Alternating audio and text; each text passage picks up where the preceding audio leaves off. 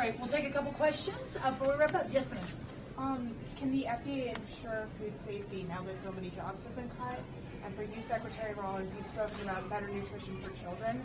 How can schools, there were recently millions of dollars in cuts in a cooperative program between local farms and schools. Is that money coming back? Is something similar coming back?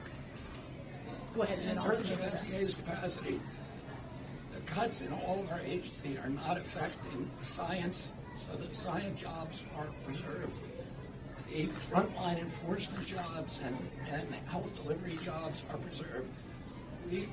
HHS was a bloated agency, and it was not doing its job.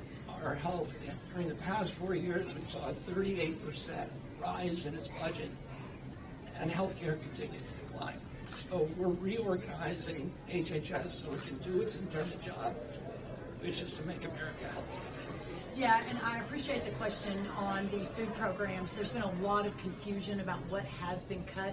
The first thing I'll say is that we are realigning, as all of our agencies are, but at USDA we're realigning the agency around what works well, what's important. Almost 80% of the USDA budget of $280 billion, I think, is actually in the food and nutrition program space. It's actually not even in the farming and ranching space. And so as we look at that, and under the last 4 years, under President Biden, it was almost a 40% increase, tracking close to where HHS expanded as well. So what we are pulling back now is the COVID-era programs that were affirmed under the last administration that were always meant to come back.